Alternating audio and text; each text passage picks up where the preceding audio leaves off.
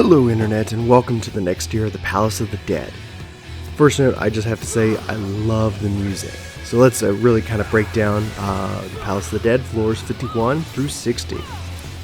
So the best news about this is that you can actually pick up starting out at level 51 rather than having to each time always start out at level 1. Players who have cleared floor 50 of the Palace of the Dead will now actually be given that option. So when you go to start like a new save file, you can pick either floor 1 or floor 51. And the nice thing is that if starting out at 51, obviously you start out at level 60 automatically, which is really great. So from 51 to 100, it's really 100% about the story, and those levels supporting, they support matchmaking. However, one of the things that was interesting in the patch notes is that if you want to progress beyond floor 100, so they have floor 100 to 200, you have to go in as a pre-formed party or essentially solo. So what this means is that floors 100 to 200 were designed purely for that challenge.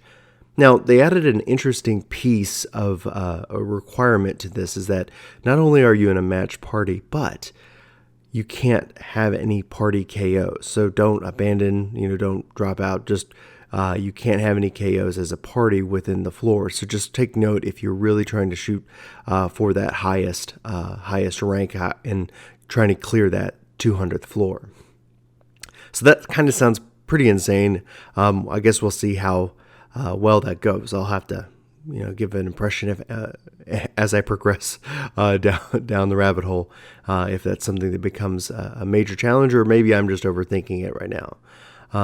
But I think that, in and of itself is going to make floors 1 through 100 actually all the more dangerous, because I know that typically we go and run those lower level floors pretty quickly, but when traps and debuffs start getting introduced, the chance to have that one wrong chest wipe your party seems all the more intimidating. So we'll see how we progress with that.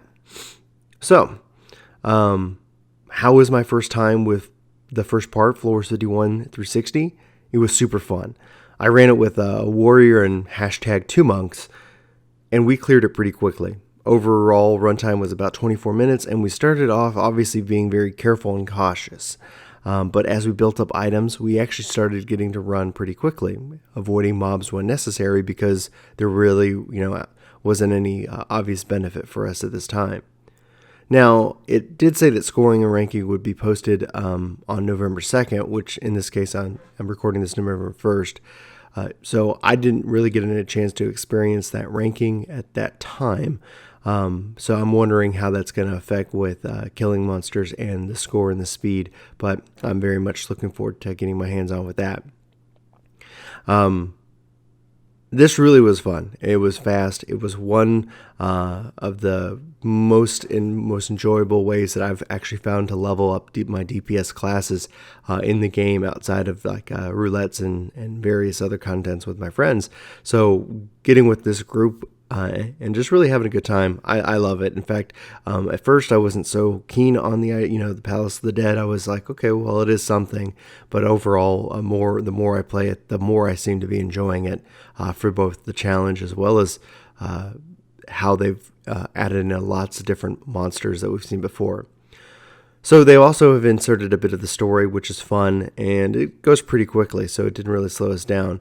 All in all, I loved it. The boss at the very end, it was the Black Rider, which is akin to the Amdapor Keep hard mode boss, and had some various different abilities that he used from that at that same time. So all in all, this is a pretty solid update. I'm looking forward to really diving in to the Palace of the Dead. So the question, I guess, remains, what are your thoughts? Have you gotten into the Palace of the Dead at all? Does ranking intrigue you? Is that something that you're going to want to compete against? Because likewise with this update, the Feast Season 3 has been added with a mount, and it looks like in the Palace of the Dead there's a mount. So A, we have the ability to get new mounts, and then B, we also have the ability to rank up more in the Feast. Also, since this really isn't a Feast update, it's interesting to see that with the feast, now they're requiring that you go in with jobs. So they're removing the ability to go in as a class. So that just seems to be interesting. And we haven't seen that here yet, but who knows? Maybe that day will come. Anyway, so what are your thoughts? What do you like about the Palace of the Dead? Did anything stand out to you?